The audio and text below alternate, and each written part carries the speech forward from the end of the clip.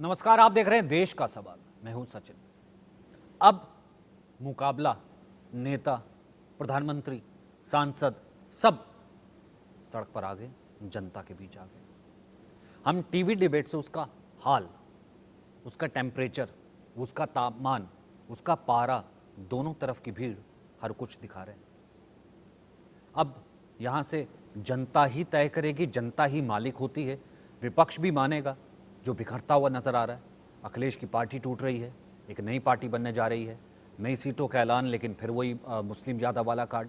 PM Modi सनातन से लेकर के विकास तक की यात्रा में आज 80 सीटों की गारंटी दे रहे हैं।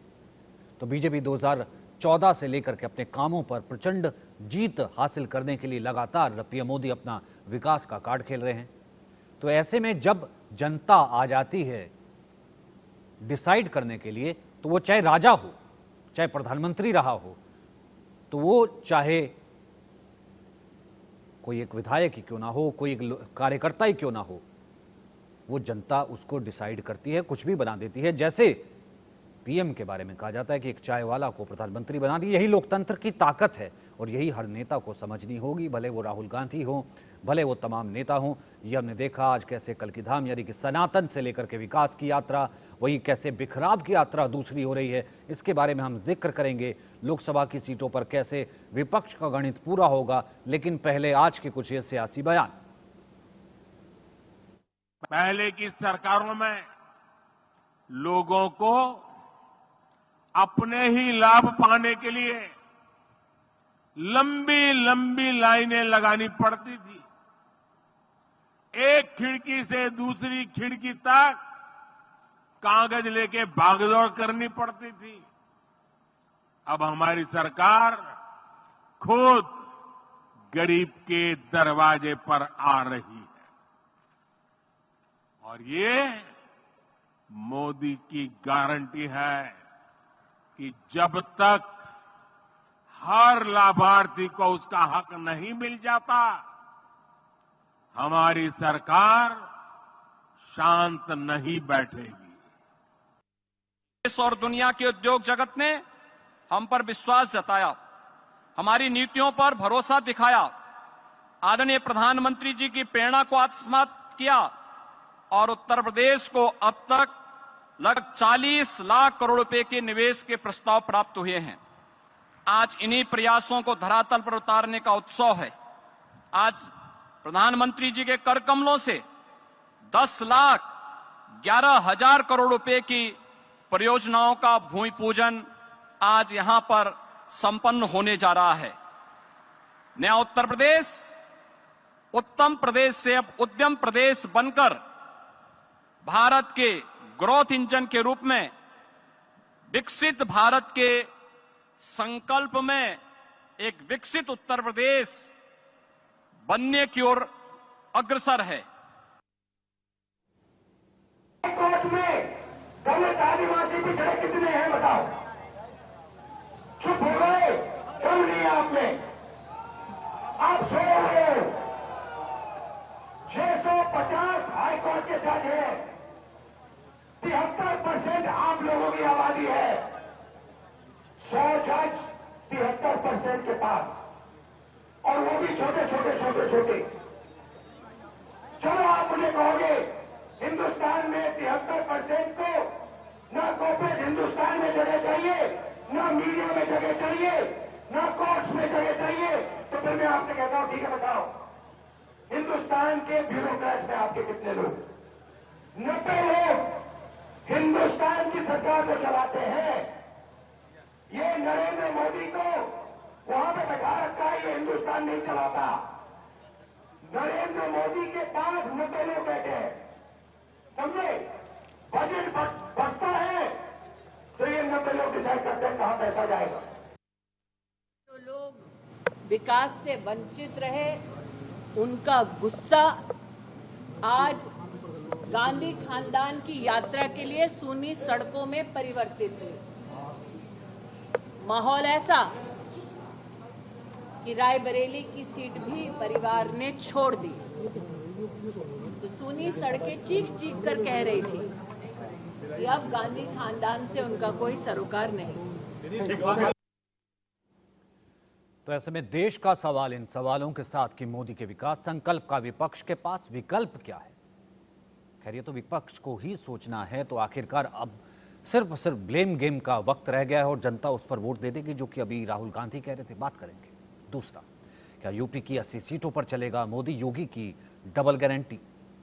तीसरा, बिखरा विपक्ष कैसे करेगा टीम मोदी का मुकाबला, क्योंकि आज अखिलेश खेमे से भी अच्छी खबर तो नहीं आई, कम से कम विपक्ष के लिहाज से और अखिलेश यादव के लिहाज से। और चौथा, राहुल गांधी के सामने सबसे बड़ा चैलेंज क्या है। क्या बहुत देर हो चुकी है सबको एक साथ रखने में। सिद्धार्थ यादव बीजेपी से प्रवक्ता हमारे साथ होंगे, अंशुल अभिजीत हमारे साथ कांग्रेस से हैं, ज्ञानेंद्र भाई हमारे साथ होंगे आम आदमी पार्टी के प्रवक्ता, प्रोफेसर भुवन भास्कर जोशी समाजवादी पार्टी से, हमारे साथ परमवीर सिंह जो कि राजनीतिक विश्लेषक हैं वो हमारे साथ होंगे। अंशुल भाई, मेरा पहला सवाल आपसे है। आप मेरे सहयोगी भी रहे हैं, पत्रकार भी रहे हैं, राजनीतिक विश्लेषक भी रहे हैं और कांग्रेस पार्टी को बहुत भीतर से जानते हैं। मैं कोई जिसे कहते हैं, मैं सवाल जिसे कहते हैं कटाक्ष वाला नहीं दागता, लेकिन मैं क्या कहूँ, अगर इस वक्त की अगर स्थिति देखा जाए, एक तरफ पीएम है, जाहिर सी बात है उनका मुकाबला करना है, चुनाव लड़ना है। आज वो जैसे रैली कर रहे थे, अपना विकास बता रहे थे। दूसरी तरफ बाकी और सांसद भी हैं और आज राहुल गांधी भी है, ठीक है, वो भी यात्रा कर रहे थे, वो भ्रष्टाचार बाकी चीज़ों भी बता रहे थे। क्या इस वक्त चीज़ें कमज़ोर पड़ती नज़र आ रही हैं? क्या इस वक्त चीज़ें जो है कांग्रेस के लिहाज से जो है बहुत बेहतर नहीं है, बिखर गई हैं? नहीं, देखिए ये सियासत है, सियासत में लड़ाई होती है। जब चुनाव आते हैं जाहिर है कि वो जो सियासत की जो गर्मी है वो बढ़ जाती है। हमारा एक संकल्प है, हमारा एक मकसद है, हमारा एक दावा है, हमें न्याय पहुंचाना है। जो आर्थिक अन्याय हम देख रहे हैं, जो सामाजिक अन्याय देख रहे हैं, उस उद्देश्य से हम आगे बढ़ रहे हैं और एक न्याय यात्रा चलती आ रही है। अब मैं ये तो नहीं कहूँगा कि ये गैर सियासी है, सियासी यात्रा भी है, लेकिन ये जो सरकार की जो विफलताएं हैं जो 10 साल की और जो झूठे प्रचार हैं, सरकार ये कहती है कि विकास के मार्ग पे आप आगे बढ़ रहे हैं, विकास यात्रा निकाल रहे हैं, बल्कि ये अनिवार्य है कि उचित भी है कि भाजपा विकास यात्रा निकाले, क्योंकि जब विकास नहीं हुआ उसकी कमी पूरी करने के लिए तो विकास यात्रा निकालनी पड़ेगी ना। अगर अन्याय है तो हम न्याय यात्रा निकाल रहे हैं। यहाँ पर विकास हुआ क्या है? तो बल्कि आप इस तरह की लोगों बातें को भी तो लाना पड़ेगा ना जिनको न्याय नहीं मिला। वो तो भीड़ है, वो सुन रही होती है, उसको मजा आता है सर मीडिया को गाली पड़ रही है, उसको मजा आता है कि दुनिया के 4 बड़े नाम जो है करोड़पति, अरबपति, खरबोपति, वो हमारे आपके करीब नहीं, उनको गाली पड़ती है, उसको मजा आता है। वो सड़क से जा रहा होता है, एक रैली होती है, छोटी सी रोड शो होता है, वो चला जाता है कि भाई राहुल गांधी, वो देखने के लिए भी खड़ा हो जाता है कि इतना बड़ा आदमी जो है हमारे बीच खड़ा है। ठीक है, एक बार फिर से आपको अमेठी ले चलते हैं, थोड़ा सा और जो है टेम्पो पता चल जाएगा। लाइव आ रहे हैं। नहीं, अदानी देखा, उसके बच्चे देखे, अंबानी देखा, उसके बच्चे देखे, सारे बिजनेस वाले देखे, नरेंद्र मोदी देखे, अमिताभ बच्चन दिखा, ऐश्वर्या राय देखी। इनका हिंदुस्तान है, तुम्हारा है ही नहीं, तुम्हारा है ही नहीं। तुम बात नहीं समझे, सोए हुए हो। तुम्हारा हिंदुस्तान है ही नहीं।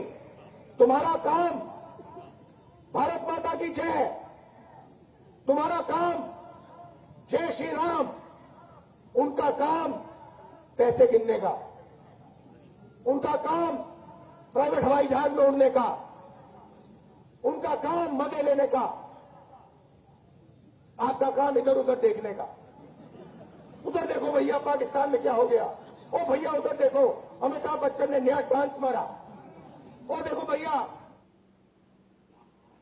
ठीक है अंशुल भाई, 1 मिनट आपका, फिर उसके बाद बाकी प्रवक्ताओं के पास जाता हूं। यहां तो एक चीज और ऐड कर देता हूं, मतलब ये किस तरीके का टेम्पो आपने कहा था, ठीक है, फिर अगर जिसको न्याय मिला उसको न्याय नहीं मिला, उसको आगे लाना पड़ेगा।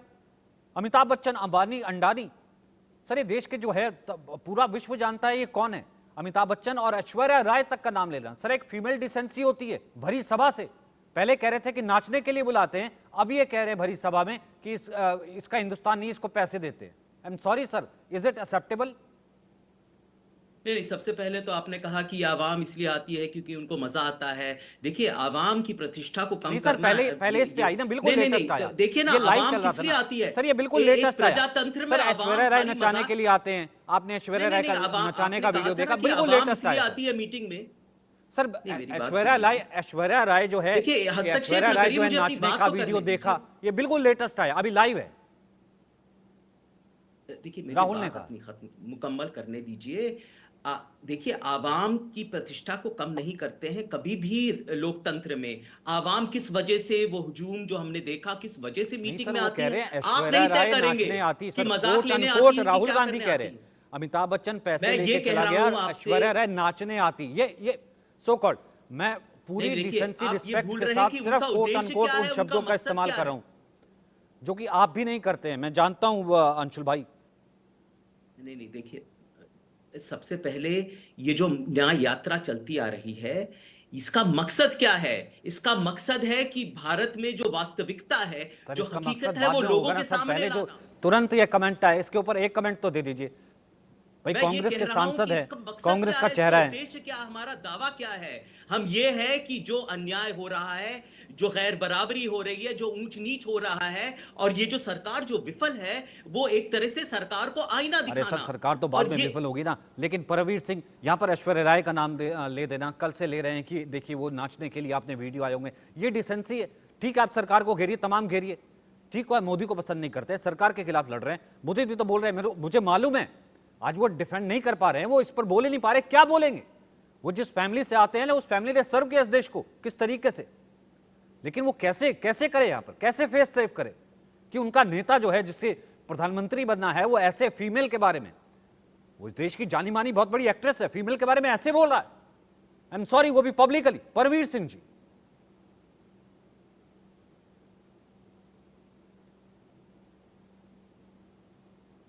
ज्ञानेंद्र जी, आप बोलिए। जी सचिन जी। जी हाँ सचिन। बोलिए ज्ञानेंद्र जी, हेलो। अगर हाँ आपको सुना हाँ हो। सचिन। बोलिए हाँ, अगर सचिन, सुना हो सचिन। तो आपने। सचिन देखिए, आज आपने जो चर्चा जिस बात पे शुरू करी है कि निश्चित तौर पर आज देश की परिस्थिति बहुत ज्यादा खराब हो नहीं चुकी है। मेरी चर्चा आज विकास, देश की जो मेरी चर्चा ज्ञानेंद्र भाई, विकास, जी। विपक्ष, राहुल जी। गांधी, उनका एजेंडा इसी पर ही थी। ये तो अरे बीच में सचिन, ये तो बीच में सचिन। एक रैली आ गई और सचिन। तुरंत जो है कनेक्ट करना पड़ गया, और ये कमेंट इमीडिएट आया। इससे पहले भी आया था, सचिन, मैंने इग्नोर किया, मुझे सचिन, लगा कोई बात नहीं, सचिन मैं तो इग्नोर यही किया, कह रहा लेकिन हूं। अभी तुरंत लाइव आया, तो इस कारण से मेरे को पूछना पड़ गया। सचिन, अब आपका सचिन, अब आपका अब देखिए, आपका धैर्य, अब अब आप ही सचिन, बोलिए, फिर मैं बाकियों के पास सचिन, जाऊंगा। सर सचिन सचिन सचिन जो राहुल गांधी जी ने कहा, आज पूरा देश ये कह रहा है कि ये सरकार क्रोनी कैपिटलिज्म की सरकार है, ये सरकार चुनिंदा उद्योगपतियों की सरकार है, ये मोदी सरकार सिर्फ अडानी अंबानी की दलाली कर रही है, अडानी अंबानी की नौकरी कर रही है। इसके अलावा देश का मजदूर, देश का किसान, देश का नौजवान, देश की महिलाएं, वो जिस हालात पे जी रहे हैं, उनको उनके हालात पे कोई काम नहीं कर रही। आज देश का किसान बॉर्डर पे रोका जा रहा है। क्या देश के किसान का हक नहीं बनता कि दिल्ली में आए? अरे दिल्ली सबके, दिल्ली कोई नरेंद्र मोदी जी की जागीर थोड़ी है कि दिल्ली में वो जिसको चाहेंगे उसको एंटर करेंगे, जिसको चाहेंगे उसको नहीं कर पाएंगे। अगर देश का किसान ये आके कह रहा है कि मैं दिल्ली में आके केंद्र की सरकार से बात करना चाहता हूं, मैं मोदी जी को उनके वायदे याद दिलाना चाहता हूं। हमने थोड़ी कहा था, मोदी जी ने कहा था कि हमारी सरकार वो ये आएगी, कहते हैं ना हम सर, पुलिस किसानों ये को कहती, MSP पिछली बार भी देंगे। कहा था, ट्रैक्टर लेकर के लाल किले में घुस गए थे, मौत भी हो गई थी, गिर भी गए थे, मैं ट्रैक्टर कह पलट रहा भी गए हूं- थे। मैं कह रहा हूं सचिन, इस देश के किसानों को आपने और मैंने वायदा नहीं करा था। नरेंद्र मोदी जी ने कहा था कि मेरी सरकार आएगी तो किसानों की, उनकी जो फसल का जो उनकी लागत है उसका 50 गुना मुआवजा मिलेगा, किसानों की आय डबल होगी, किसानों को एमएसपी मिलेगी, स्वामीनाथन कमीशन की रिपोर्ट्स लागू होगी। ये मैंने थोड़ी कहा था, नरेंद्र मोदी जी ने कहा था। और जब पिछली बार किसान आए थे, 700 से ज्यादा किसानों की जान चली गई थी। 1.5-2 साल तक लगातार वो प्रदर्शन करते रहे। 2 साल बाद मोदी जी ने कहा कि मैं ये 3 काले कानून वापस लेता हूं, लेकिन आज तक उन कानूनों को, 3 काले कानूनों को रद्द करने की अधिसूचना जारी नहीं हुई। मोदी जी ने सिर्फ कहा था, और मोदी जी ने कहा था एमएसपी गारंटी कानून बनेगा, क्यों नहीं एमएसपी गारंटी कानून बना? और अगर आज किसान कह रहे हैं कि हमें आके मोदी जी से बात करनी है, मोदी जी ने दिल्ली के बॉर्डर ऐसे सील करवा दिए जैसे देश पे कोई आतंकवादी आक्रमण हो रहा हो। इतनी बड़ी बड़ी कीले लगवा दी, कटीले तार लगवा दिए, पूरे का पूरे बॉर्डर सील कर दिए। अरे किसान अगर दिल्ली में आके बात कर रहे तो मोदी जी कौन होते हैं? लेकिन ज्ञानेंद्र भाई, वहां तो आप पिछली तरफ तो आपकी सरकार है। एक छोटा सा काउंटर है, आपको पूरा वक्त दूंगा, बाकियों को पूरा वक्त दूंगा। लेकिन पिछली तरफ से भी तो विजुअल आते हैं ना, वो भी तो अपना ही देश है, प्रदेश नहीं है, वो भी अपना ही पंजाब है, सादा पंजाब है। वहां से अपनी सरकार है सर, आपकी सरकार है, इधर भी हमारी सरकार है, उधर भी हमारी सरकार है। वहां से भी तस्वीरें आती सर, कैसे बड़े बड़े टैंकर, कैसे बड़े बड़े ट्रैक्टर, कैसे मॉडिफाइड ट्रैक्टर और कैसे वाहन वो लेकर के आए। वो कहते हैं कि अगर पुलिस हमला करेगी तो कुछ बचाव तो करना पड़ेगा। ठीक है, कुछ चीजें ऐसी हैं, अगर मतलब अगर यहां से आज भी बैठक है, मैं तो कहता हूं अभी नतीजा आए, अभी एमएसपी जो है लागू हो जाए, सब चीज ठीक हो जाए, लेकिन दोनों तरफ से चीजें ठीक करनी पड़ेगी ना। इधर से कीले मतलब सचिन हो कह रहा है कि देश के किसानों को विलेन बनाया जा रहा है। आपने बोला ट्रैक्टर ट्रॉली, किसान के पास ट्रैक्टर ट्रॉली है, किसान के पास मर्सिडीज नहीं है सर। है वहां पे मर्सिडीज है सर, है सर, मर्सिडीज है, बेंज है, हमारा है। ट्रैक्टर ट्रॉली से आएगा, मर्सिडीज है, बेंज है, मर्सिडीज है, बेंज है, हमारा है सर। मर्सिडीज एस क्लास है, ई क्लास है, हमारा है। किसान की है सर, है, होनी चाहिए, होनी चाहिए, होनी चाहिए, होनी चाहिए, वो अफोर्ड कर सकता है। मर्सिडीज है, किसान के ट्रैक्टर हमारा भी बताया जा रहा है कि हथियार है। ये किस तरीके का मॉडिफाइड ट्रैक्टर है सर, इस तरीके की विचारधारा है, मेरी समझ से बाहर है। अरे किसान आ रहे हैं, बात तो करो अब। और किसान क्या मांग रहे हैं जो मोदी जी ने कहा था, आज भी तो मीटिंग है। मैं कह रहा हूं सचिन, देश के प्रधानमंत्री के शब्दों की कीमत होनी चाहिए, देश के प्रधानमंत्री की जबान की कीमत होनी चाहिए। जो किसान मांग कर रहे हैं वो किसान वही मांग कर रहे हैं जो मोदी जी ने उनसे वायदा करा था, जिस वायदे पे मोदी जी ने 2-2 बार किसानों की वोट ली है, देश की वोट ली है। आज किसान वही तो कह रहे हैं। सिर्फ स्वामीनाथन जी को भारत रत्न देने से, चौधरी चरण सिंह को भारत रत्न देने से परमवीर सिंह आवाज आ रही है, हल नहीं हो रही किसानों की समस्या। तभी ये लोग, परवीन सिंह आवाज आ रही है, अनम्यूट कीजिए। हाँ, आवाज आ रही है। तो एक राजनीतिक विश्लेषक के तौर पर इसका, हाँ, राजनीतिक विश्लेषक के तौर पर इसको रिबटल कीजिए अगर आप करना चाहते हैं। फिर उसके बाद मैं प्रोफेसर साहब के पास आऊंगा, फिर उसके बाद अंशुल, जल्दी। सचिन जी देखिए, आपने बात शुरू की थी राहुल गांधी जी के बयान से, लेकिन उसको घुमा दिया गया किसानों की ओर। बात क्या है, बात को गोल पोस्ट बार बार चेंज किए जाते हैं, ऐसा नहीं चलेगा साहब। देखिए, राहुल जी का जो बयान है वो बिल्कुल तर्कसंगत बयान बिल्कुल नहीं कहे जाएंगे। मेरे को बैठे पे याद आ रही थी बात की, ऐसे ही बयान जब इंदिरा गांधी जी पावर में होती थी उस समय एक जनता दल जो बना हुआ था, वही वो लोग भी इसी तरीके का टेम्पो छेड़ते थे कि असमानता है समाज में और इस तरीके से जातिगत अनुसार हमें आरक्षण मिलना चाहिए या सुविधाएं मिलनी चाहिए अलग से, और उस समय डिनाई करती थी कांग्रेस को लगातार। तो आज वही रोल जनता दल वाला तो राहुल गांधी जी ने अपना लिया है। तो ये ठीक नहीं है, क्योंकि देखिए जो इतिहास है ये कभी भूलता नहीं है किन्हीं चीजों को। इतिहास कभी किसी चीज को भूलता नहीं है, वापस आने वाला है और रिकॉर्ड जाएगा। इंडस्ट्रीज के बारे में वो भी तो देश के नागरिक है साहब। देखिए, एक किसान का जितना हक इस देश के ऊपर है उतना ही इंडस्ट्रियल हाउस का भी है। और यहाँ पर मैं बात कहना चाहूंगा, चाहे इसका सर्टिफिकेट मुझे गलत रूप से मिले, अडानी का नाम बार बार आता है, अंबानी का नाम बार बार आता है, ये लोग सेल्फ मेड लोग हैं, अपनी ही लाइफ टाइम में इतना ग्रो किया हुआ है और ये अकेले इनको हाईलाइट हो गए हैं। ऐसे बहुत से बिजनेस हाउस है जो नए नए स्टार्टअप्स भी शुरू हुए हैं, वो भी कई 100 करोड़ के हो चुके हैं। तो पॉलिटिक्स करना ये गलत लेवल की पॉलिटिक्स है, ये देश को तोड़ने वाली पॉलिटिक्स है। ऐसा नहीं चलेगा साहब। जनता बहुत समझदार है, जनता देखती है। आपका जो बयान कर रहे हैं वो जनता के दिन में बहुत दिन तक घूमने वाला है। और मैं आपकी बात से पूरा सहमत हूँ। देखिए, रैलीज के अंदर, रोड शो के अंदर भीड़ इकट्ठा करना दूसरी बात होता है, उसे वोट में तब्दील कर देना अलग बात होती है। ये मजाक बहुत दिन तक चला था, हैशटैग चले थे, जेसीबी के काम कर रही होती है भारत में तो लोग उसे भी देखने के लिए खड़े हो जाते हैं, वो बहुत दिन तक चला था। तो आपकी बात में वो डिनाई नहीं करे जा सकते। रोड शो में निकल रही है, बहुत बड़ा आदमी जा रहा है, लंबा चौड़ा कारों का काफिला है, तो लोग रुक जाते हैं, सुनते हैं बात, लेकिन वो वोट में मटेरियलाइज नहीं होता। अगर राहुल गांधी जी भीड़ इकट्ठा कर पा रहे हैं, क्योंकि बोल रहे हैं, अच्छी बातें कर रहे हैं, वो भीड़ इकट्ठा नहीं कर पाएंगे और उस भीड़ बयानबाजी में कोई ऐसा बिलो द बेल्ट बयान करेंगे तो ये जरूर उनके खिलाफ जाएगा, जरूर उनके खिलाफ जाएगा। प्रोफेसर भुवन, आपकी ही धरती है, समाजवादी पार्टी, किसानों की धरती है, महिलाओं की धरती है, एक से एक वहां वीरांगनाएं भी हुई हैं, लेकिन आप इस बयान से मुत्तमीन हैं? किसानों का मुद्दा जो है वो एक तरफ है, सब चीज़ें हैं। मैं कहता हूं मैं सबके साथ खड़ा हूं, क्योंकि देश का नागरिक हूं, खड़ा होना भी चाहिए, सब खड़े हैं। और पीएम भी साथ खड़े होने चाहिए, विपक्ष भी साथ खड़ा होना चाहिए। अल्टीमेटली एक लोकतंत्र में हम देश हैं, कभी यहाँ होते हैं कभी वहाँ होते हैं। लेकिन प्रोफेसर भुवन, अगर उसी धरती से आज अमेठी से राहुल गांधी ये कहते हैं कि ऐश्वर्या राय का नाचने का वीडियो मिलता है कि नहीं, मिलता है कि नहीं, सर वो कौन है? विद ड्यू रिस्पेक्ट, आप क्या मानते हैं? देखिए, पहले तो आप जिस बात को जोर दे के बार बार हर आदमी से पूछता है, सर मैं थोड़ा ना कह रहा हूँ सर, मैं क्यों कहूंगा, मैं होता कौन हूँ सर? नहीं पूछना चाह रहे हैं। मैं पहले तो आपकी मैं क्यों सर, मैं क्यों पूछूंगा? राहुल गांधी पूछ रहे थे सर, राहुल गांधी माइक में पूछ रहे थे सर। वो तो राहुल गांधी तो माइक में पूछा, हमारे माइक में तो आप पूछ रहे हैं। मैं पहले आपका जवाब दे दूं। मेरे को लगता है जो ऐश्वर्या राय है वो एक कलाकार है, और कलाकार के पार्ट में ये आता है, उनका संस्कृति है कि वो एक्टिंग करें, डांस करें, ये उनका विषय है। देश का ये मुद्दा नहीं है, देश का मुद्दा इससे बड़ा है। जो देश का जो मुद्दा है वो है कि देश दो तरह के लोगों का देश, मतलब इस तरीके का बयान देश का मुद्दा नहीं है। मैं मुद्दा तो है ही नहीं, जाहिर सी बात है, हो ही नहीं सकता। मतलब ये ठीक है, ये एक्सेप्टेबल है डिसेंसी, मतलब ठीक है। मैं वापस उसी पे जा रहा हूँ, ज्ञानेंद्र भाई ने पूरी बात रखी, ये एक्सेप्टेबल है डिसेंसी। मैंने उनको नहीं रोका ना, मेरा कुछ इस तरीके का बिहेवियर है कि मैं बीच में रोक के कुछ डांटूं, ये करूं। भाई हर एक आदमी का अपना धैर्य होता है, हर एक आदमी का अपना संयम होता है, हर एक आदमी की अपनी रिस्पेक्ट होती है। प्रोफेसर साहब, दुनिया देखती है, डिसाइड करती है। अब आपके 1 मिनट, फिर उसके बाद मुदित भाई। ये बात तो रखने दीजिए अपनी। हेलो, हाँ बोलिए बोलिए, आपका ही है 1 मिनट।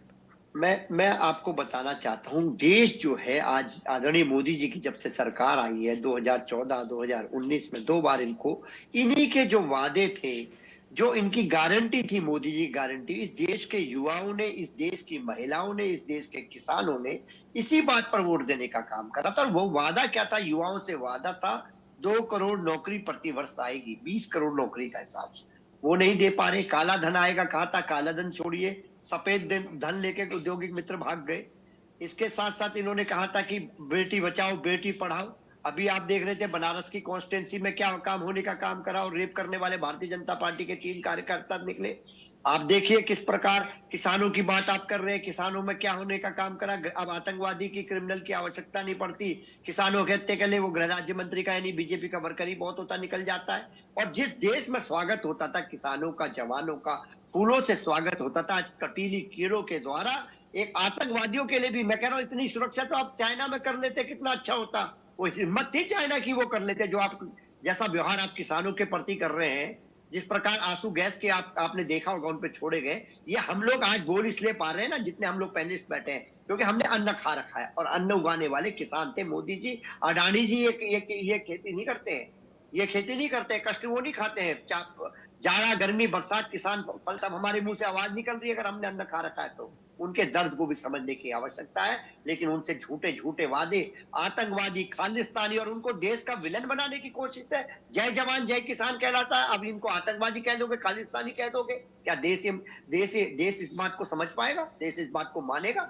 ये नया भारत जो आप कहते हैं ना, नया भारत, वो नया भारत तब तक नहीं बन सकता जब तक इसमें भागीदारी ना हो युवाओं की, किसानों की, मजदूरों की और पिछड़ों की। जब तक हम इसमें भागीदारी नहीं कर पाएंगे, मुझे लगता है नया भारत नहीं बन सकता। ये 2 भारत जो बनाने की कोशिश भारतीय जनता पार्टी कर रही है, एक मैंने आपको लोगों की और एक सामान्य लोग। मैंने आपको 2.5 मिनट दिए। मुदित, मैं उसको रिपीट नहीं करता, ठीक है, मेरी आदत नहीं, आपकी आदत नहीं, लेकिन अब जनता के बीच है सब। राहुल भी जनता के बीच है, आज मोदी भी जनता के बीच है। जनता ही डिसाइड करती है सर, वही पालनहार है, वही अन्नदाता भी है उसके बीच में, वही युवा है, वही महिला है, वही डिसाइड कर देगी, वो घर भेज देगी, वही सत्ता पे बिठा देगी।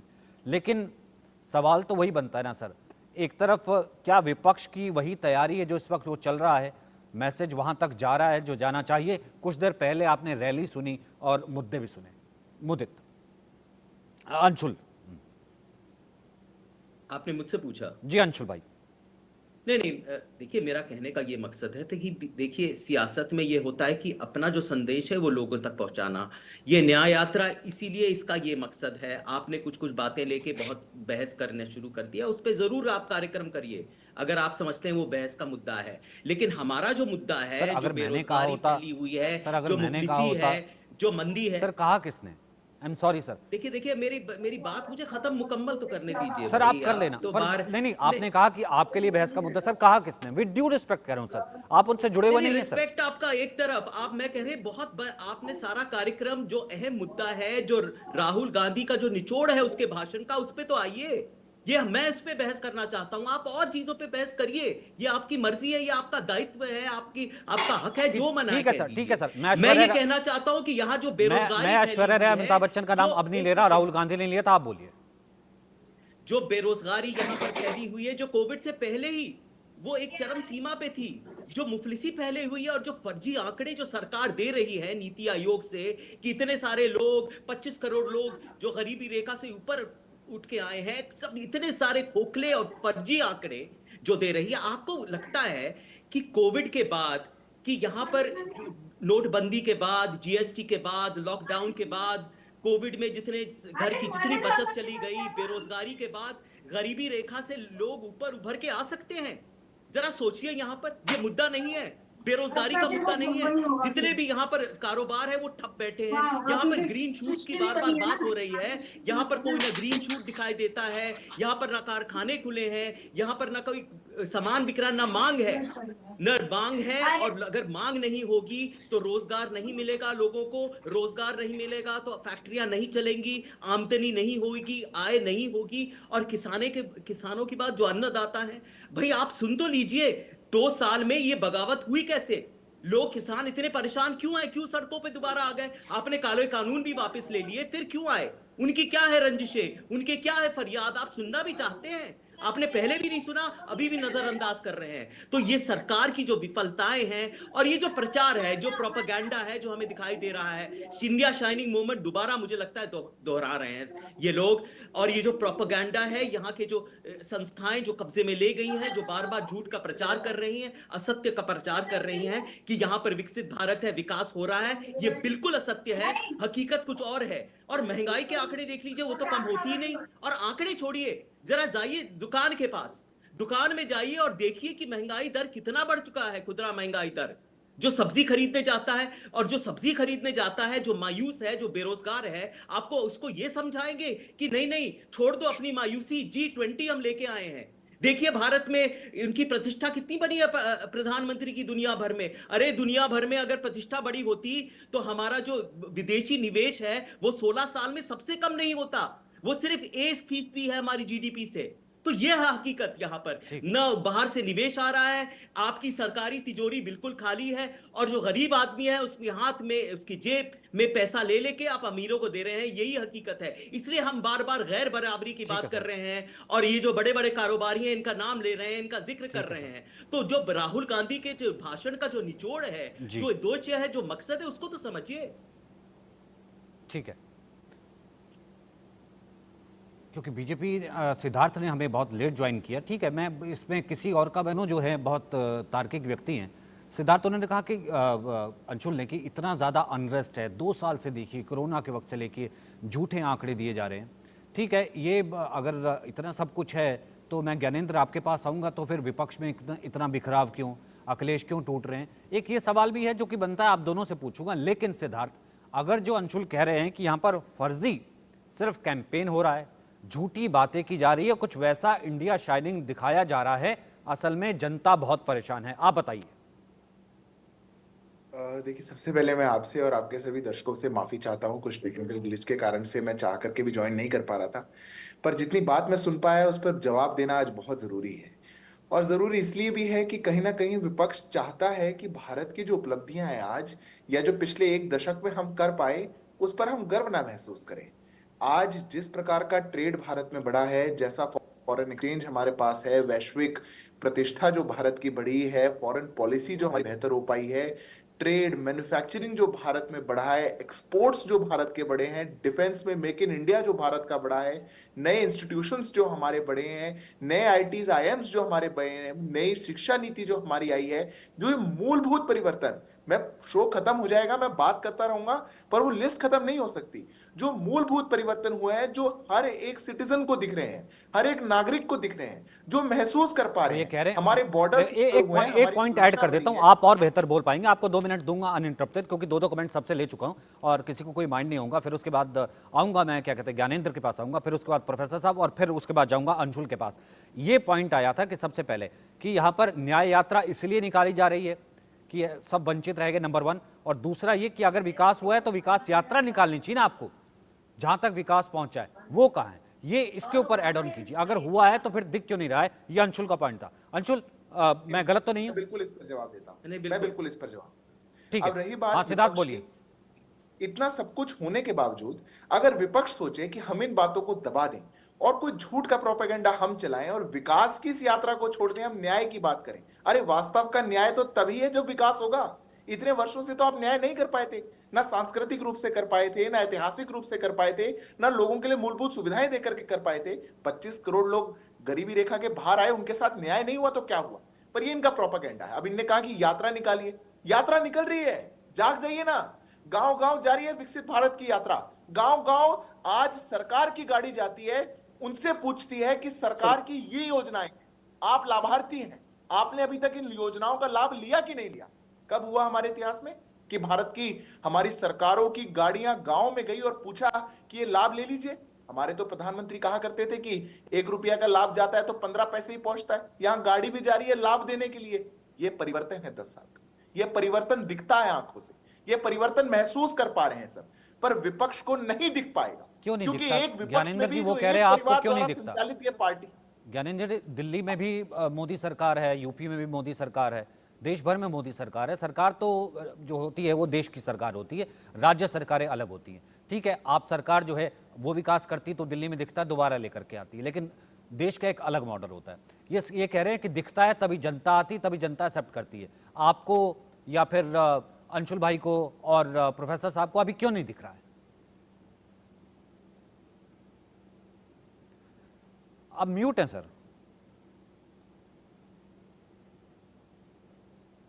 सर आप म्यूट है ज्ञानेंद्र भाई।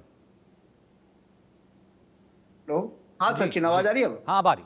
हेलो, हाँ सचिन, मैं ये कह रहा हूं कि जो मोदी सरकार है ये आंकड़ों की सरकार है। ये पूरी की पूरी तरीके से 10 साल में जब जब हमने कहा कि महंगाई कम क्यों नहीं, ये आंकड़े लेके बैठ जाते हैं। हम कहते हैं बेरोजगारी कम क्यों नहीं, आंकड़े लेके बैठ जाते हैं। हम कहते हैं किसानों की खुदकुशी हो रही है, किसानों की हालत खराब है, ये आंकड़े लेके बैठते हैं। हम जिस बात पे चर्चा करते हैं, हम कहते हैं इकोनॉमी का बुरा हाल कर दिया आपने, कहते हैं आंकड़े। मैं ये कह रहा हूं कि आंकड़ों से पेट नहीं भरता, आंकड़ों से गरीब की थाली में सर रोटी आंकड़ों का नहीं जवाब आती। झूठे आंकड़े भी तो आंकड़ों होते से हैं ना कभी सर। गरीब का पेट नहीं भरता। और मैं आंकड़े इसीलिए ठहरते कह रहा नहीं हूं कि सर। भारत, देखिए मैं सचिन, ये सरकार जो है, इस सरकार ने सारी एजेंसियों को मैनिपुलेट करा हुआ है।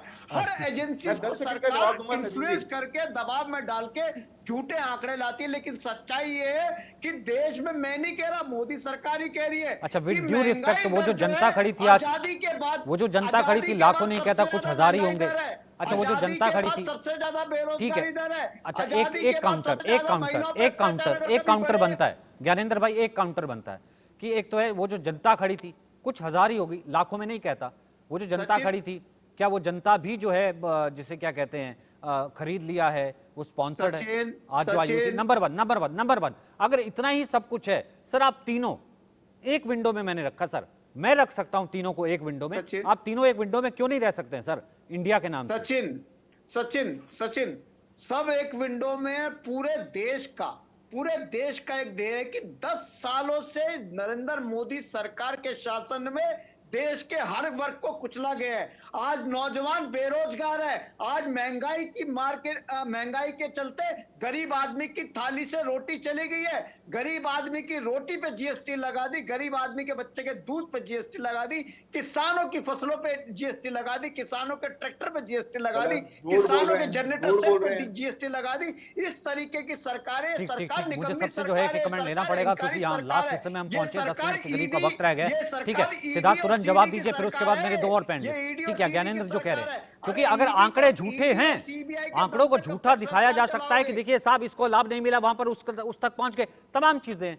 मेहनत से ही जो है वो पूरी जुगत जीती जाती है। मेहनत जो है दोनों तरफ की जाती है। अगर यहाँ पे चाहे फेक मेहनत हो चाहे असली मेहनत हो, दोनों तरफ की। और मैंने कहा कि आप तीनों को एक विंडो में मैंने रखा है इसलिए, लेकिन सर आप नहीं, आप खुद ही बताइए, दिल्ली में है, पंजाब में है। सचिन, जिस दिन नरेंद्र मोदी का साथ ईडी और सीबीआई छोड़ देगी, नरेंद्र मोदी ग्राउंड पे आ जाएंगे। ये ईडी और सीडी की सरकार है, ईडी सीबीआई के दम पे चल रही है। सर आप इकट्ठे हो सकते हैं सर, छूट गया ना कांग्रेस के साथ हुए थे, कांग्रेस के साथ मोदी जी को उनकी औकात। सर दिल्ली में कैसे छूटे? कांग्रेस के साथ हुए थे, पंजाब में कैसे छूटे? मैंने तो नहीं कहा। अरे सचिन आप चिंता मत करो, अभी अलायंस हमारा मजबूत है, बड़ी मजबूती से चुनाव लड़ने जा रहे हैं। ठीक है सिद्धार्थ, तुरंत जवाब दीजिए, फिर उसके बाद प्रोफेसर जोशी। मोदी जी को नहीं ठीक है, नरेंद्र मोदी जी घबराए हुए, डरे हुए, हमें ठीक है समझ ठीक में है आ ठीक है रहा ठीक है। है सिद्धार्थ, तुरंत जवाब दीजिए, एक अभी मिनट में, फिर उसके बाद प्रोफेसर भुवन भास्कर। ओके ठीक है ज्ञानेंद्र, ठीक है। सचिन जी मैं बीच में भी नहीं बोलता, मैं आग्रह करूंगा मेरे भी बीच में नहीं बोले। देखिए बात बड़ी स्पष्ट है, उन्होंने कहा कि आंकड़ों से पेट नहीं भरता। देश की जनता का तो पीएम गरीब अन्न योजना से पेट भर रहा है, उसका भी आप उपहास बनाते हैं। वो आप कहते हैं कि जब उनका पेट भरता है, जब उनको सरकार ने कह दिया कि आप अपने इस धन को बचा करके अपनी और चीजों पर खर्च करिए, आगे बढ़िए, अन्न की चिंता सरकार पे छोड़िए, तो ये कहते हैं कि देश के 80 करोड़ को गरीब कर दिया आपने, उनको खाना देना शुरू कर दिया, राशन देना शुरू कर दिया।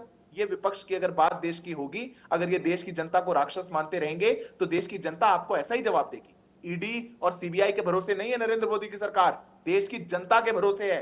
देश की जनता ने नरेंद्र मोदी के हाथों को सशक्त किया है, तभी जाकर के आदरणीय प्रधानमंत्री ने इतने काम करके दिखाए हैं। आपके कारण नहीं कर पाए, किसी और के कारण नहीं कर पाए। इसलिए आप अपने इस प्रोपागेंडा को जब बंद करेंगे और वास्तव में भारत की इस प्रगति को देख पाएंगे, कौन से आंकड़े को झुकलाएंगे आप? लार्जेस्ट मोबाइल मैन्युफैक्चरिंग बन गई इसको, लार्जेस्ट डिफेंस का एक्सपोर्ट बन गया उसको। आज भारत के अंदर क्या क्या नहीं हो रहा, आंखें खोलिए, जाइए चारों ओर, देखिए इस भारत की बढ़ती हुई इस खुशी में शामिल हुई आप शामिल नहीं होना चाहेंगे, कहीं कोने में बैठ के अपनी हार का मातम ही मनाते रहेंगे, तो देश आपके साथ कैसे खड़ा होगा? मेरा विनम्र आग्रह बस आपसे। ठीक है ठीक है ठीक है। प्रोफेसर भास्कर एक कमेंट साथ जोड़ते हुए, क्योंकि आज ये ऐलान कर रहे हैं कि पार्टी में जो है वंचितों का जो है वो भला नहीं हो सकता, इसलिए मैं जो है नई पार्टी का ऐलान करूंगा। पार्टी जो है टूट की कगार पर है। वो ये कह रहे हैं कि आप देश को दिखा रहे हैं कि देखिए देश टूट की कगार पर है, देश में विकास नहीं है। ये काउंटर है जो कि जनता भी पूछ रही है। प्रोफेसर भास्कर, इसका भी जवाब दीजिएगा। मैं आपको बताना चाहता हूं, जब कोई व्यक्ति चुनाव हार जाता है, उसको बड़ा मन करके एमएलसी बनाने का काम माननीय अखिलेश यादव जी करते हैं, 8 विधायकों की पार्टी को राज्यसभा देने का काम करते हैं। मैं आज के प्रमुख विषय पर जरूर कहना चाहूंगा, माननीय प्रधानमंत्री जी की जो सबसे ज्यादा भ्रष्टाचार की जो योजना थी इलेक्टोरल बॉन्ड, उस पर क्या सर्वोच्च न्यायालय ने कहा का काम करा? 16,000 करोड़ में से 95% चंदा अकेले भारतीय जनता पार्टी ने लेने का काम करा। ये बॉन्ड लाए कि उसमें एसबीआई को भी बीच में रखा गया कि एसबीआई के थ्रू बॉन्ड ले लो, जो पैसे देगा उसका भी नहीं पता और कोई पैसे लेगा उसका भी नहीं पता। तो निश्चित तौर पे जो भ्रष्टाचार की जो पार्टी है, जननी है, वो भारतीय जनता पार्टी। अब सर्वोच्च न्यायालय ने एक ज्योति हमको दिखाई है कि निश्चित तौर पे जो भारतीय जनता पार्टी के 5 स्टार 7 स्टार जो ऑफिसेज बने आरएसएस के बने, वो निश्चित तौर पे भ्रष्टाचार भी है। इतना तो झूठ मत बोलिए कि नींद ही ना आए। देखिए हमें तो बहुत सुकून की नींद आती है, लेकिन नींद अब आपको नहीं आ रही, क्योंकि आपके 10 साल के कुशासन का अंत होने जा रहा है। अरे कमाल बात है, आपकी नींदें उड़ी हुई हैं, आपकी भिंडी बन चुकी है, दोष हम पर देना चाहते हैं। आप लोग तो तभी तो ला रहे हो भ्रष्टाचारियों को, सभी को, कांग्रेस के लोगों को लाए नहीं लाए, नारायण राणे को लाए नहीं लाए, अभी लेके आए नहीं उसको कांग्रेस के नेताओं को। साहब आप एक तरफ कह रहे हैं कि सत्ता में आ रहे हैं, सर मुझे एक बात बताइए ना, दो तरफ दो चीजें नहीं समझ में आती। परमवीर आपके पास आता हूं, फिर उसके बाद आता हूं अंशुल आपके पास। परमवीर एक छोटा सा कमेंट, फिर उसके बाद अंशुल के पास आऊंगा। दो चीजें नहीं समझ में आती। जनता को आप ये कह रहे हैं 2 साल से त्राहिमाम है देश में, और सबसे बड़ा घोटाला, सबसे बड़ी चीजें हैं, और यहां पर इंडिया गठबंधन आ रहा है जो अभी बना नहीं है, बाद में बन जाएगा, बिखराव है, जो भी है, लेकिन ये आश्वस्त है, वही आ रहा है। दूसरी तरफ आप कहते हैं ईडी फिक्स है, सीबीआई फिक्स है, जनता फिक्स है, अडानी फिक्स है, अंबानी फिक्स है, नाम लेते हैं। अगर सब कुछ फिक्स है तो फिर कल को ये कहेंगे नतीजा भी फिक्स है, तो फिर चुनाव लड़ना ही क्या? ये क्या मौकरी थोड़ी ना हो रही लोकतंत्र की? कुछ तो जवाबदेही होती है। परमवीर सिंह। सचिन जी, अगर हम टीवी डिबेट्स के ऊपर विभिन्न पार्टियों के प्रवक्ताओं को सुने तो ऐसा लगता है कि देश में गृह युद्ध की स्थिति बन चुकी है। सरकार को नौकरियां नहीं है, खाने को दाना नहीं है, लेकिन स्थिति उससे बिल्कुल उलट है। वो एक आम आदमी सड़क पे निकलता है, वो देखता है, वो समझता है इस चीजों को। और दूसरी रही बात, देखिए यूपीए 2 के जितने घोटाले हो रहे थे वहां पर, वो यूपीए 2 के अंदर ही रिपोर्ट होने शुरू हो गए थे। तमाम मामले यूपीए 2 के अंदर ही सीबीआई या ईडी ने उनके ऊपर कार्रवाई शुरू कर दी थी। कोई भी मुकदमा भाजपा ने आके तो नहीं शुरू करा। तो ऐसा नहीं कह सकते कि ये सब फिक्स चीजें फिक्स है। उसके बाद लोगों को वहां से दोष मुक्त भी हुए, तो वो भी तो उसमें होता है। आप बड़े बड़े चुनाव जीते आंध्रा में, तो वहां पर तो आपका इलेक्शन कमीशन रिक्त नहीं होता, ईवीएम रिक्त नहीं होती। तो स्थिति ऐसा नहीं है, आप जनता को बेवकूफ नहीं बना सकते। और रही इंडी गठबंधन की बात, तो 2 लाइनें पढ़ूंगा उसके लिए। अब जो चेहरे से जाहिर है छुपाए कैसे, तेरी मर्जी के मुताबिक नजर आए कैसे। अब इस घर को सजाने का तसव्वुर हुआ बात की बात, अब तो मुश्किल है इस घर की हकीकत को छुपाए कैसे। तो पहले आप ये देखिए, आप बिखराव आपके अंदर है। ठीक है अंशुल भाई, सब एक साथ होते, बहुत बड़ी उमंग होती, बहुत बड़ा साथ होता कि अगर सामने वाला इतना ही बिखरा हुआ है, या फिर नतीजा जो दिखाया जा रहा है वो है नहीं, या बिलीव नहीं किया जा रहा, जो मेरा इस तरफ काउंटर था। अंशुल एक कमेंट आपका, फिर उसके बाद सिद्धार्थ के पास जाऊंगा। नहीं, हम एकजुट हैं। चुनौतियां होती रहती हैं सियासत में, चुनौतियों को पार करते हुए हम एकजुट होकर चुनाव ये लड़ेंगे, इसमें कोई संदेह नहीं होना चाहिए। और जहां तक इस सरकार का, इस बेशर्म हुकूमत का सवाल है, बेरोजगारी भी यहाँ पर है, यहाँ पर मुफलिसी भी है और बढ़ती चली जा रही है, यहाँ पर महंगाई भी है, जो एक सचमुच हकीकत है। ये तो सरकारी आंकड़े हैं ना। और छोड़िए आंकड़े, जरा जमीन में तो जाके देखिए, जो हकीकत है, जो वास्तविकता है, उसको तो जाके देखिए। यहाँ पर एक वित्त मंत्री है, पूर्व देश के 2 सबसे बड़े नेता राहुल गांधी और देखिए बड़ी बेशर्मी बेशर्मी की बात कही थी कि विपक्ष महंगाई ढूंढ रहा है, लेकिन गरीब आदमी की थाली में बस खाना ही खाना पड़ा हुआ है। ये ऐसी बात कहे। यहाँ पर इसमें जहां पर बढ़ रही है, वर्ल्ड बैंक ने कहा था कि इस दौरान यहाँ पर गरीबी बढ़ी है, दुनिया में बढ़ी है। और सबसे ज्यादा गरीबी कहाँ है? गरीब लोग सब सहारन अफ्रीका में तो है नहीं, वो तो भारत में है। तो या आप उनकी बात मानिए, ये किसकी बात मानिए? यहाँ पर हकीकत को पहचानिए। यहाँ पर जो सियासत भारत में है ना सर, एक आंकड़ा ये भी है, बंद करिए और यहाँ पर जो काम करना है, अपना दायित्व का जो निर्वहन करना है, उसको करिए। ठीक है ज्ञानेंद्र, मतलब ठीक है, आंकड़ों का खेल है, जनता समझती है क्या? जनता ये जानती है मुझे मिला या नहीं मिला, आयुष्मान लाभ मिला कि नहीं मिला, सिलेंडर मिला नहीं मिला, उज्ज्वला हुआ कि नहीं हुआ, कार्ड बना कि नहीं बना, डायरेक्ट बेनिफिट हुआ कि नहीं हुआ, किसान हूं तो सीधा जो है मेरे को फसल की गारंटी मिली कि नहीं मिली, डायरेक्ट ट्रांसफर आया कि नहीं आया, नहीं आया तो ठीक है, सरकार को उखाड़ फेंको, पूरा राइट है, वो चाहे कोई सरकार हो और कोई योजना हो। हमने 3 राज्यों में देख लिया और यही होने वाला है। जनता के बीच ही अब दोनों नेता है। ज्ञानेंद्र भाई देखिए सचिन, मैं फिर वही कह रहा हूं कि पिछले 10 सालों से एक अहंकारी और तानाशाही सरकार देश में चल रही है। इस सरकार के नीतियों से जो भी असहमत होगा उसके खिलाफ सीबीआई ईडी लगा दी जाती है।